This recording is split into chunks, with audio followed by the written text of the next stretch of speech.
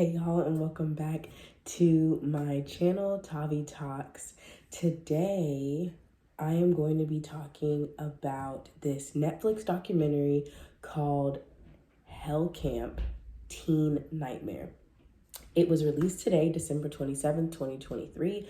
I watched it a couple hours ago and I think it's a great documentary. I want to talk about it. If you have access to a Netflix account, I encourage you to watch it. I will give a trigger warning that it does talk about drug use, alcohol use, and therefore substance abuse, and also sexual abuse and assault and physical assault. So keep all of those things in mind before watching the documentary. Once again, it's called Hell Camp: Teen Nightmare.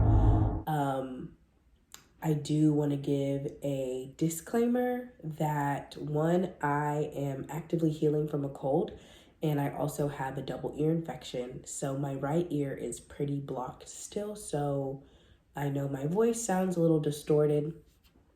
So yeah, bear with me. Let's get into this. So the way I want to structure this video, I'm going to talk a little bit about the documentary itself, and just in general, wilderness therapy camps. And then I want to get into the sort of why behind it and just open up a dialogue about how or in what ways we as a society can move away from wilderness and therapy camps and try to have other more in-house interventions to help bridge the gap between parents and teens. As you can see right here, I do have a cup of tea. This is ginger turmeric herbal tea from Trader Joe's. Of course, it's not sponsored or anything. I only have like 35 subscribers, but one day I'm gonna have more. So I just wanna say, this is not sponsored. I just like this tea. All right, what's wilderness therapy? Wilderness therapy is a radical approach and intervention where children are removed from their home and put into a new environment that is meant to break the cycle of behavior that they are doing. I also want to say that the Netflix documentary names and mentions people. However, I will refer to the teens who participated as participants and the founder of the camp by his initials, SC. So, Hell Camp is all about this man, SC, who had a troubled childhood and went through ups and downs with his mother, who was a heroin addict. He was removed from the home for some time and then went back in the home. He eventually enlists into the Air Force, and he felt like the structure and guidance of really helped him and really shaped who he was. So that is what the documentary describes as basically SC's motivation for making these camps.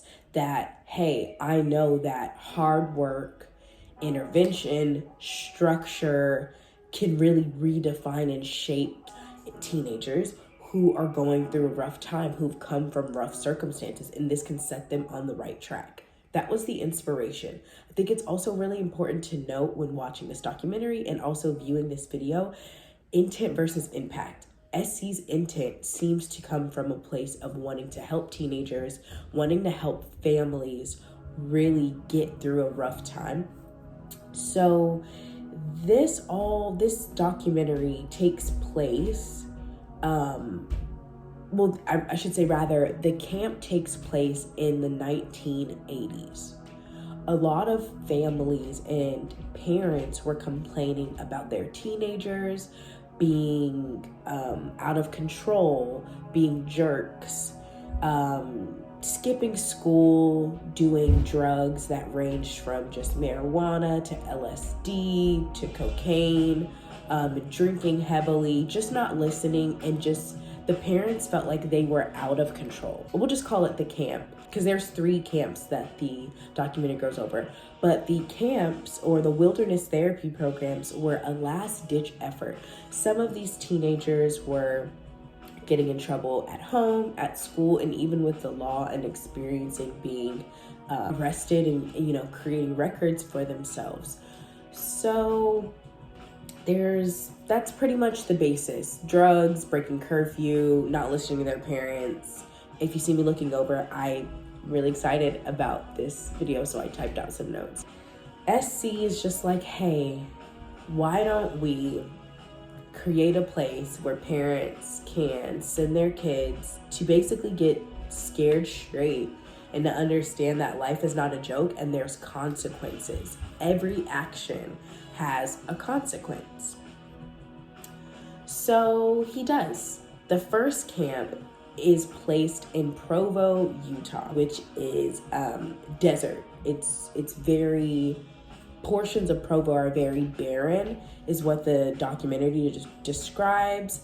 And so this could be a really big shock factor for the participants if they, one, don't live in a hot area, and two, are used to a city or even suburban environment, to literally be shipped to the desert.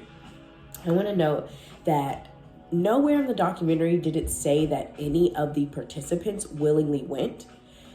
It says and describes that they were essentially kidnapped.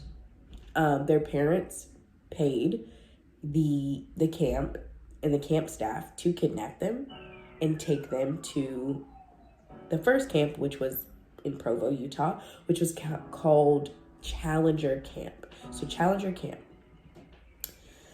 So let's break down the cost, because I think it's important to note that the cost of these camps were not cheap. Challenger Camp cost up to $16,000.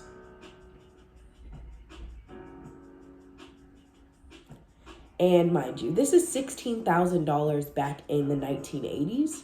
So $16,000 is a lot of money. If someone handed me $16,000, I would be more than grateful. I don't want to, negate how much. But I'm just saying $16,000 with the cost of living in the 1980s, that was a significant amount of money. So you have to imagine or step into the parents' shoes that by paying upwards of $16,000, they were desperate and really looking for a change and a way to intervene in their children's lives. The whole point of Challenger Camp was to, and this is my opinion, was to strike fear into the hearts of the participants and force them into exercise. For each participant to complete a 500-mile hike in the Provo Desert within 63 days. I do want to note that some participants stayed longer than the 63 days, but the original portion and quantity of time of the Challenger Camp was 63 days. To break that down, that means that each participant would have to walk 7.9 miles a day to reach the 500-mile marker within 63 days. That's not to say that the 7.9 was hiked every day. Maybe they hiked less on some days, more on other days. But to be taken from an environment where you may not be the most active person, that's a radical change to then hike in a desert up to 7.9 miles a day, roughly. That would shock anyone. You have to think, you don't know if these participants had medical ailments, if they even had the proper equipment.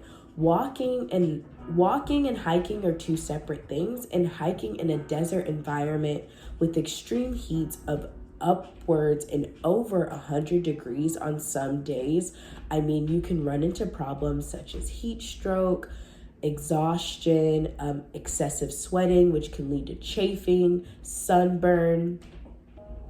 So many problems can arise. And from the clips they showed in the documentary, once again, I encourage you to watch Hell Camp Teen Nightmare on Netflix, directed by Liza Williams. The clips they showed in the documentary, I didn't see a whole lot of proper gear that would prepare the participants, the teenagers, to hike. these terrains. Some of them just look like they were in t-shirts and shorts, tennis shoes instead of hiking boots that could protect their feet from the uneven terrain and the rocks. And I mean, and then also there's animals out in the desert, snakes. Just some of the campers' testimonies include, I'll just include two. One participant who noted that the participants who had long hair weren't even given hair ties, so they actually had to use tampon strings to tie up their hair. Mind you, they're hiking in the desert, it's hot. Hair, when it's long, traps heat, so getting it off all the way of your shoulders can really help. And I mean, even if they had like super thick hair, I just think it speaks volumes that they had to use tampon strings as hair ties. And I'll just leave it at that. One participant noted that he was over the conditions of Challenger Camp. He didn't want to do it anymore. I mean, he had went through a lot. He was kidnapped from his home, shipped to the desert, and forced to hike this 500-mile hike. And one day he just had enough of it. So he decided he wasn't going to hike that day. He was instructed multiple times to get up and to join the hike. He refused. And one of the camp staff physically drug him on the ground and then said, "Are you ready to hike?" When the participants still refused, the staffer continued to drag him outside on the desert ground. So he experienced severe injury to his back, because as you can imagine, your skin is rubbing up against rocks and sticks, and it's hot. So all of those things created severe damage to his back, and he actually had to be transferred to the hospital. And the documentary goes into more detail about that. But I think,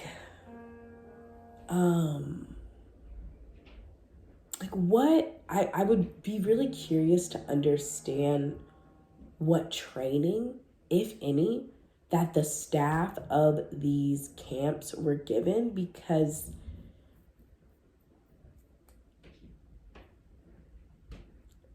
causing physical harm to the participants, I don't really see how that adds to the overall goal of helping them and shaping them to become more respectful, perceived respect, because I don't want to say anything that they did prior to getting to the camp was necessarily disrespectful, because that's placing judgment.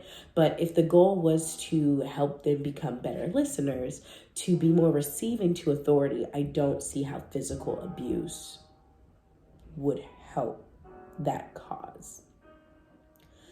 And unfortunately, the documentary also talks about how one participant was a 16-year-old girl, actually died while at Challenger Camp.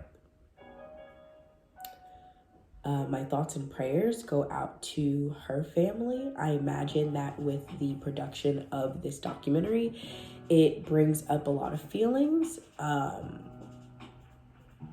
So SC, the founder, he and the camp, and I think other staff members, were sued in legal pursuits. I believe the charge was negligent homicide is what they were accused of with the death of this camper. And from what the documentary said, they were found not guilty.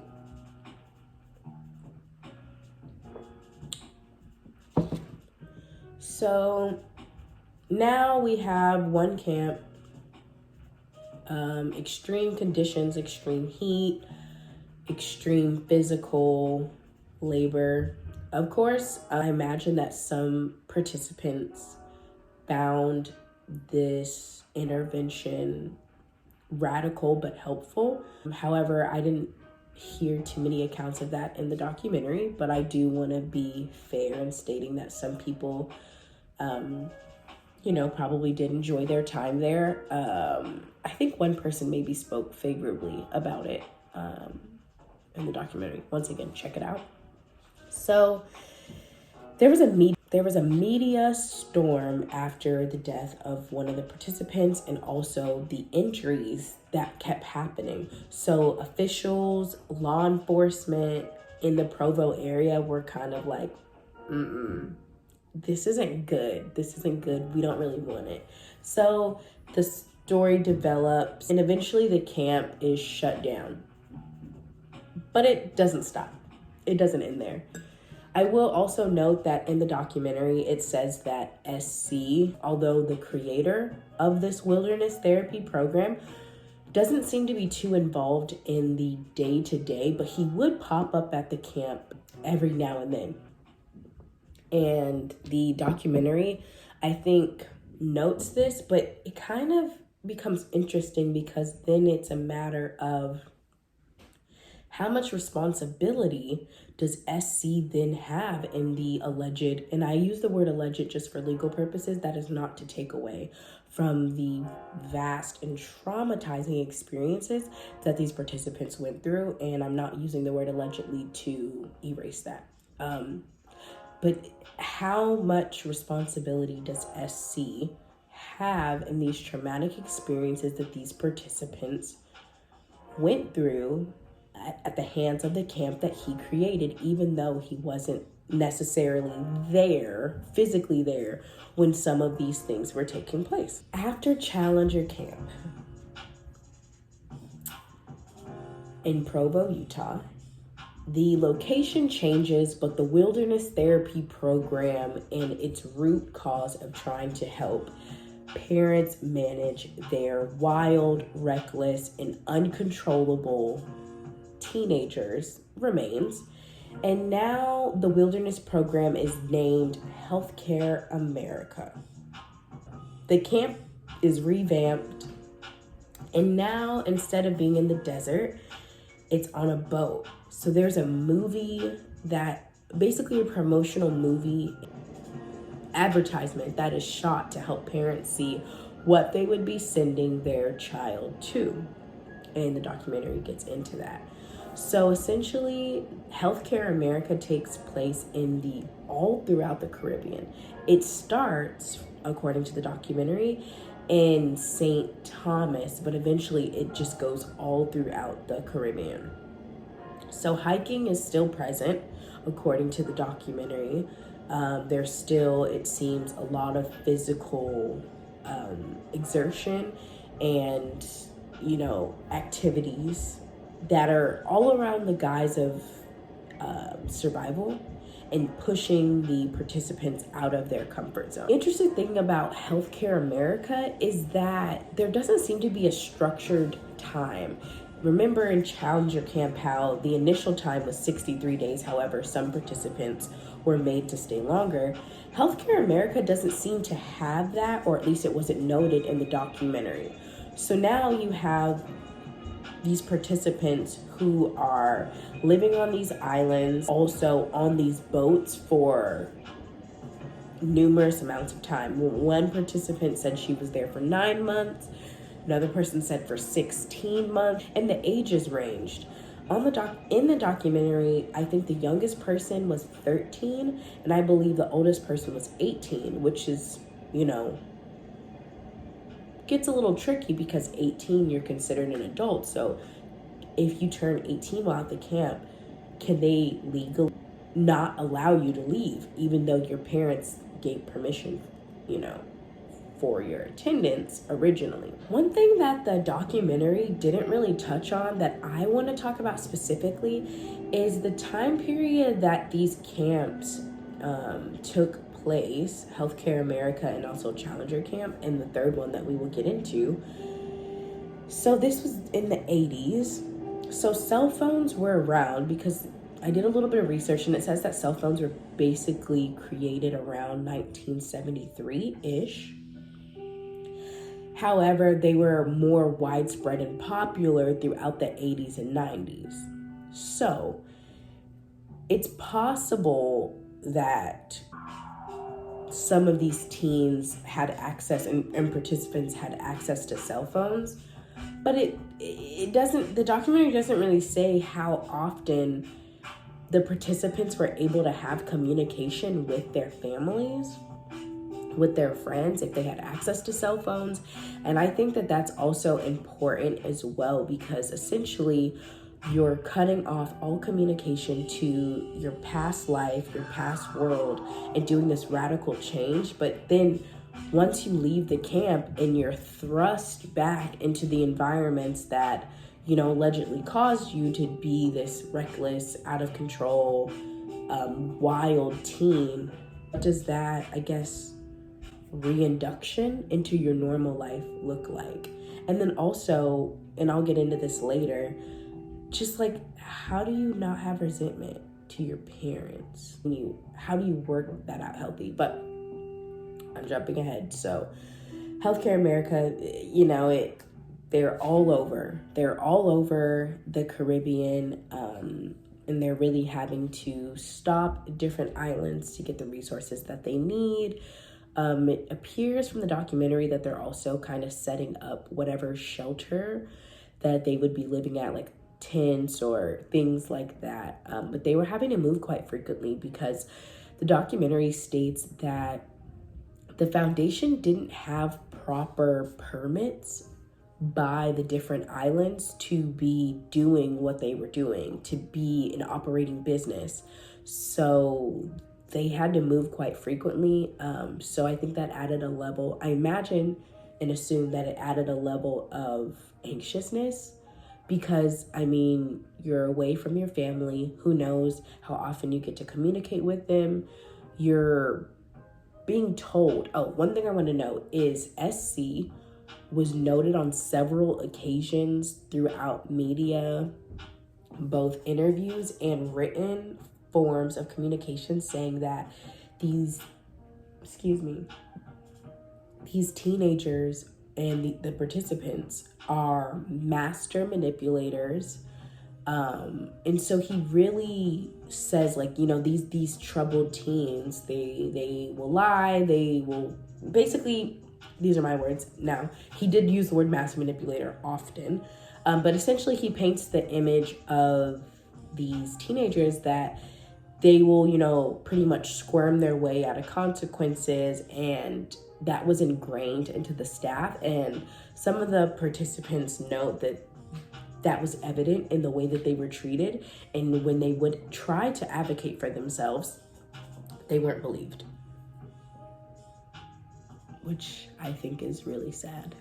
Healthcare America ends kind of in a rocky way, according to the documentary. Basically, the numbers started to dwindle and it was down to 5 participants left. It doesn't note how many staff members, but they kept trying to escape. They kept trying to get help from the locals of the areas that they were in. And I guess the staff, the documentary notes the captain, I'm guessing that's the captain of the boat that they were on, was tired of them trying to escape. So he ties them up in a car, and ties up their hands and also their necks. The documentary notes nooses, which is a rope around their neck to keep them from leaving. However, the locals see this and panic and alert the law enforcement. And so that ends. The documentary then moves to this 3rd camp. I do want to note that the location of all of these camps is interesting, that they all are secluded areas where not a lot of, I guess, foot traffic outside of the camp would cross paths with the kids of the camp, the teenagers, participants of the camp. One word that kept coming up throughout the documentary was the word emaciated. And I'll display an image of that so you don't have to look it up yourself if you're not familiar with it. I wasn't familiar with what the term is, but people who did see the participants in the camp would note that they looked emaciated. disheveled, just really out of order. They also noted that the participants stunk, so it's unclear how often they were able to engage in regular hygienic practices throughout any of these 3 camps. So the Pacific Coast Academy in Samoa,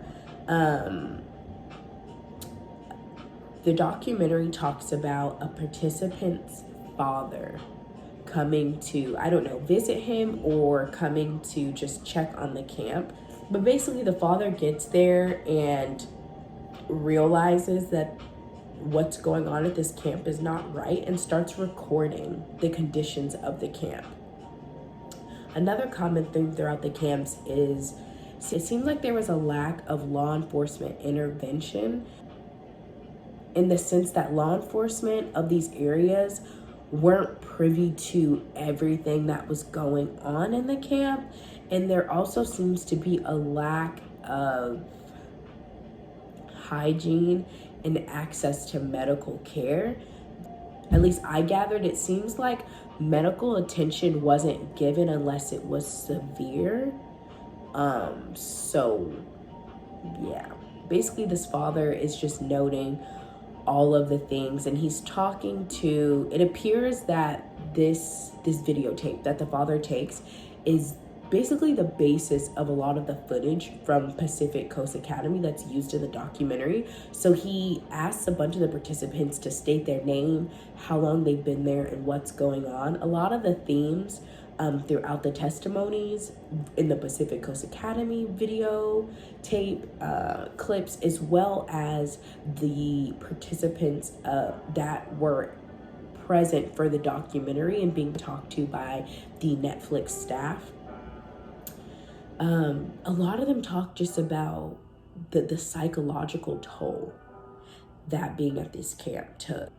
The beatings, that's another prevalent theme throughout, is they were physically abused and hit if they didn't, do certain actions or, I guess, assimilate to the culture of the camp.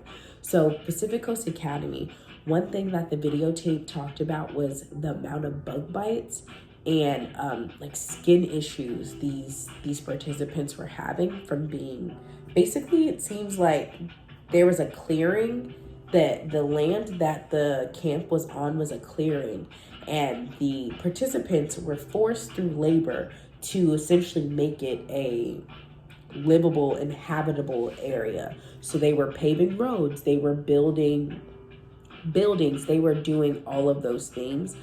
And one of the participants did note that it felt like forced labor. The prices of these camps increased. Like I said, the Challenger camp in Provo, Utah was upwards of $16,000. And the third camp, Pacific Coast Academy, was said in the documentary to be anywhere from upwards of $25,000 to $30,000. And this was in the 1980s, 90s area. So with cost of living, that was really expensive. One of the participants even noted that his mother sold their family home to be able to afford the camp. SC, I do want to note that SC's son was one of the participants at the Pacific Coast Academy as well. A lot of the participants who were in the documentary physically, instead of just on the clips, I should say, were moved by emotion. You could see that even talking about what they went through at the hands of these wilderness therapy camps is still haunting them to this day. And it's very sad and very unfortunate, the things that they experience with people that were supposed to be overseeing them and helping them. So that's basically an overview of the 3 camps and some of the things that happened. Now I want to kind of get into more of the commentary. One thing I want to talk about is how sustainable are these habits, or how sustainable are wilderness therapy programs? The wilderness therapy programs, like I've stated throughout the video is supposed to radically shock and change the way these teenagers act by removing them from their friends or, friends, people who may be bad influences around them, their families, all of the things that are kind of this melting pot for, for people who are engaging with or being affected by their quote, reckless, uncontrollable, wild behavior. However, they're taken away from these environments and then thrusted back into them once they leave these wilderness therapy camps. But for it to be wilderness therapy, the documentary didn't actually note or say that any of the participants were actually given therapy, were actually given coping mechanisms, were actually experiencing psychological therapy from licensed professionals that could help them get to the root of why they were feeling what they were feeling, why they were engaging in substances such as drugs or alcohol, or what's happening with them internally. With a lack of psychological help in combination with some of them enduring alleged physical, sexual abuse, and also just pushing their bodies to extremes with the conditions that they lived in. So now there's like compacted trauma on top of what was happening before. It's like all that is gift wrapped onto them, and then they're pushed back into those environments. How is that, intent versus impact? How is that going to impact the behaviors? Will it make them worse? Will they drink and engage in drugs and substances more to now numb what they experience in these wilderness therapy programs? Will they be scared straight and never want to, skip school or do drugs or, drink again out of fear of being kidnapped again? Of legal kidnap, because their parents gave them permission. And these participants, it doesn't seem like they really had contact with their parents. Some of them note that they were given a letter from their parents while participating in the camp, but basically you're cut off.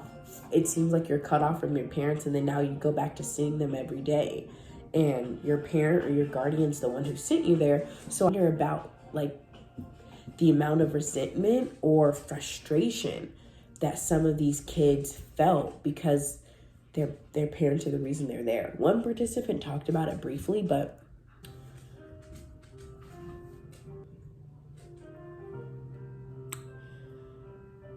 what resources exist currently to help parents who have a teen that they feel is out of control, wild, and reckless?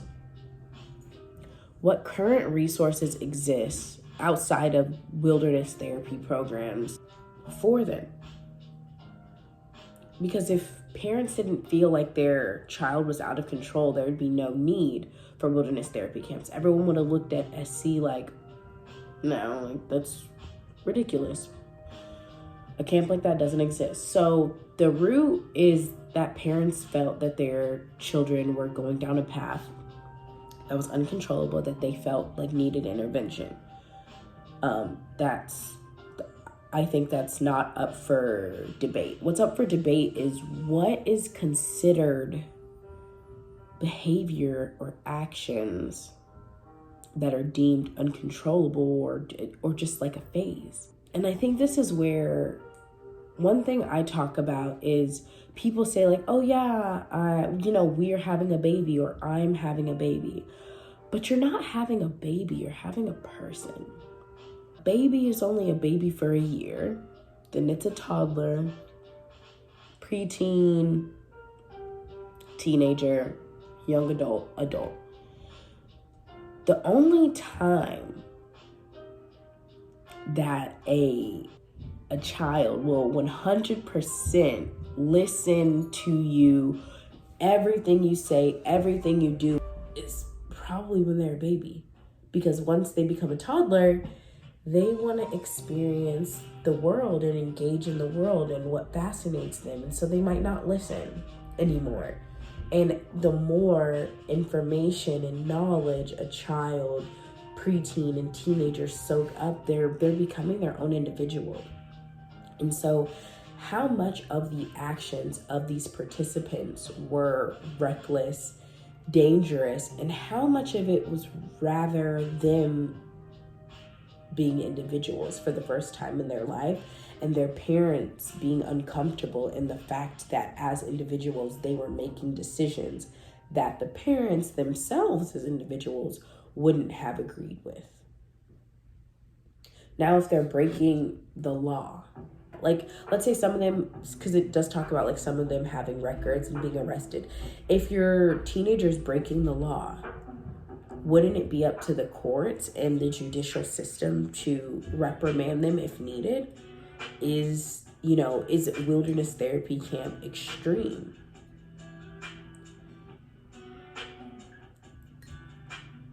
Who's to decide those things?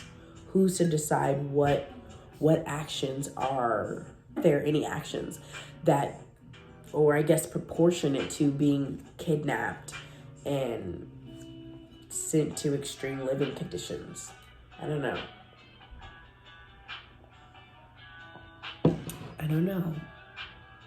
And I, as a viewer, was very disturbed at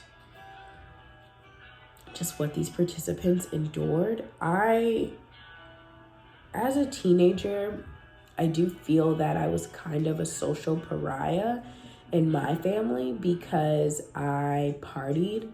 I'd say my sophomore to senior year of high school, I partied.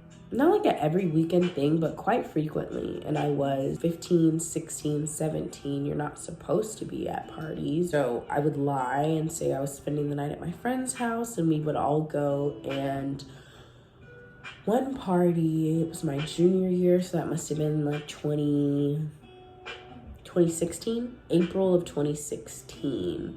It was the day before Easter Sunday, and we went to this lounge, and this hookah lounge. And I never smoked hookah, but I just wanted to go be with my friends. So we went to this hookah lounge. It ended up getting shut down because of like fights. So there was a big let out. Everyone was out, but the night was still young. We were all feeling good, and we wanted to, keep the night going. So we decided to go to this after move at this person's house. So this person's house was actually 3 doors down from my aunt's townhouse. And in the state that I was in, my mind, it took me a while to realize this looks familiar. Oh, I think I know where this is. And once it clicked, I was like, oh my gosh, what if my aunt sees me? So we're at this party, and I kept getting a bad feeling. Like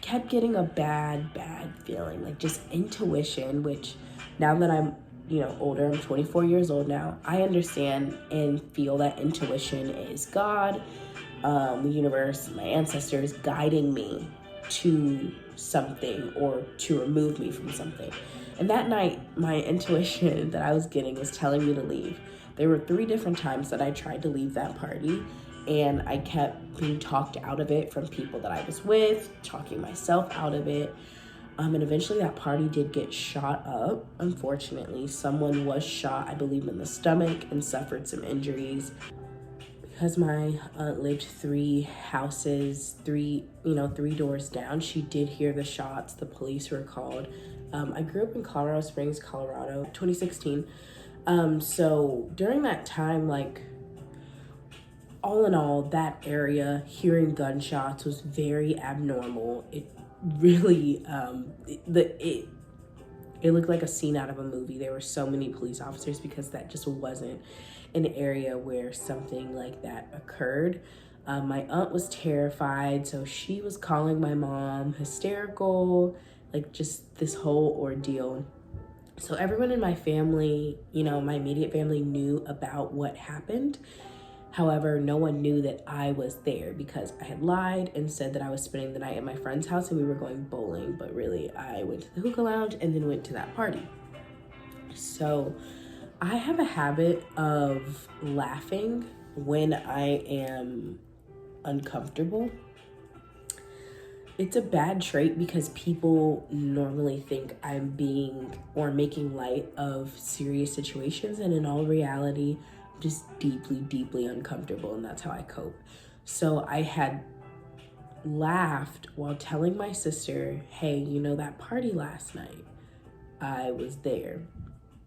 My older sister, was very, I think, scared and just fearful for what could happen to me. And because I was laughing and not taking it serious, she told my aunt, who lived 3 doors down, in which she was hysterical because she was like, I was terrified for my life and my kid's life, your cousin's life, and I was in the house and you were there. And she was just very upset and hurt on why I didn't go to her house.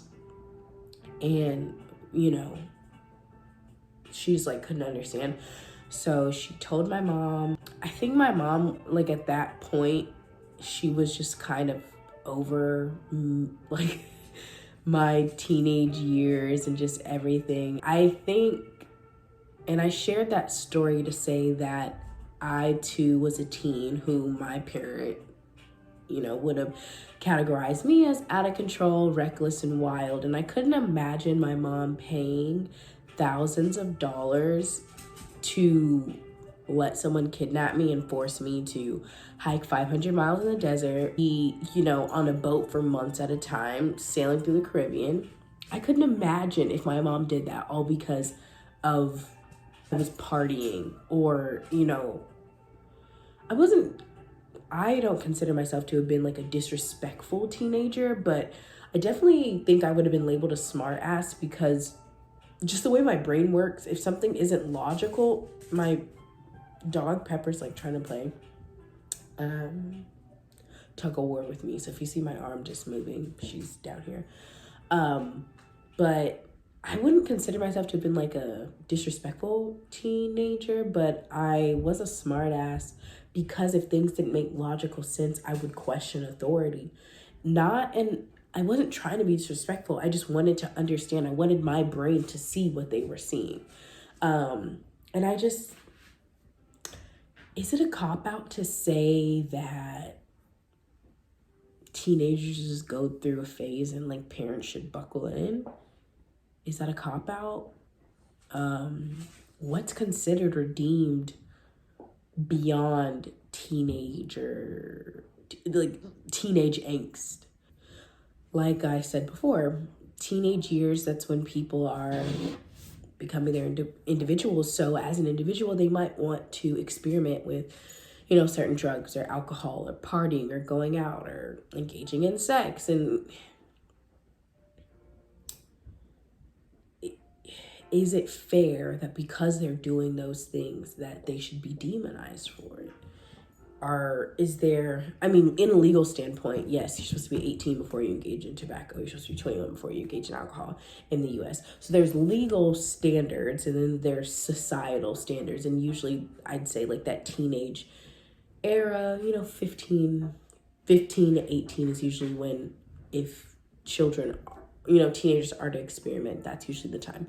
Some might start later, some might start earlier. Does that mean they should be kidnapped and put in a camp and allegedly abused? I don't think so, in my opinion. But what are the resources outside of like boarding school or basically shipping your kid off? What are ways that parents can help deal with this? Is it engaging in conversations and figuring out if there's, I guess, a catalyst to these actions? Talking to your teenager, asking what's going on. Are you numbing something with these drugs or alcohol? Are you just doing it because you want to see what it feels like? Why? Is there a way for parents to get to the why? I think if anyone would have asked me at 15 or 16, like, why are you partying? Why are you lying and saying you're, going out? But, like going to sleepover and you're going out. And I think I was battling a lot of internal things that maybe I'll get into in another video. But definitely there was a catalyst to why I was going out and wanting to feel good and using like alcohol and partying as a way to do that. But yeah, like, are there books and videos and tutorials to help parents have those conversations with their teen? Are parents even willing, are some parents even willing or in wanting to do that?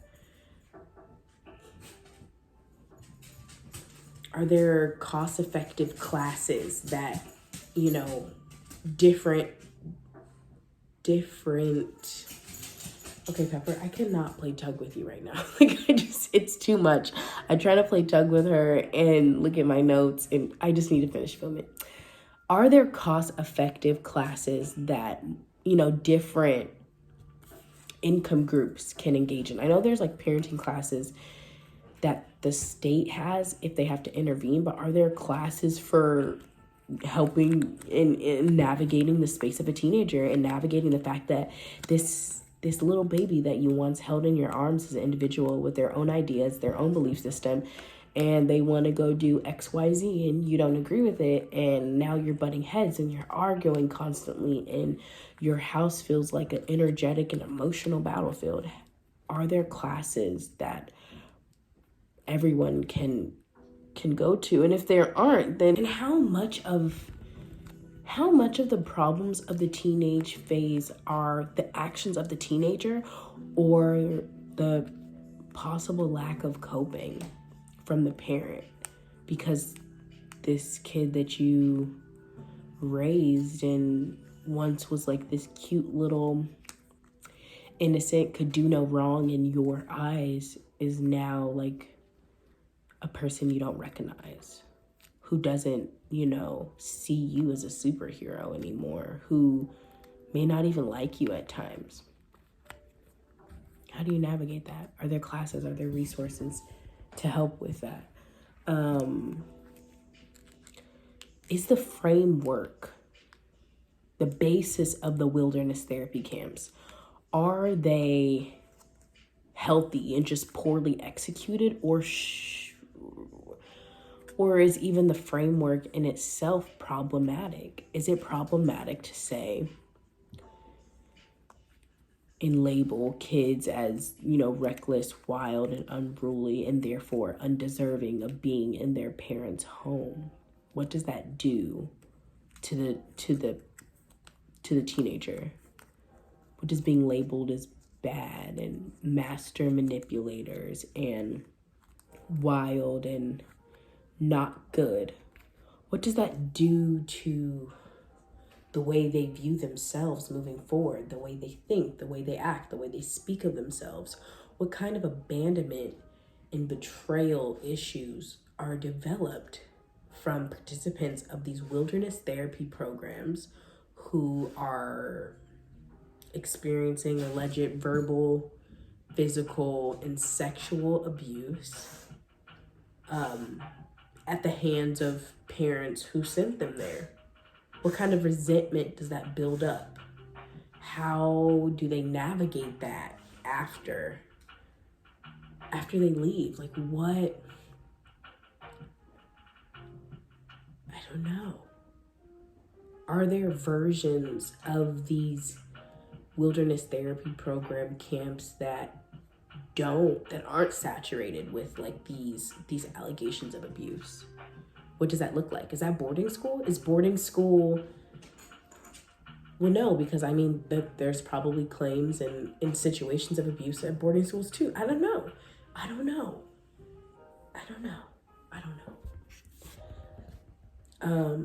I do think one thing to note is that SC, the founder of these camps, or the foundation that then created these camps, he notes about the Air Force being so transformative for him. And so it begs the question, I wonder if, as an alternative, what if parents who felt, that their kids were being unruly, reckless, all the things, if they could sign them up for the ROTC program at their high schools. And then, that way they're getting that physical engagement, that physical activity. They're also getting that structure, but they're not being like shunned away into these extreme and often harsh environments. I wonder if that's a possible solution. I know that there's like the reserves.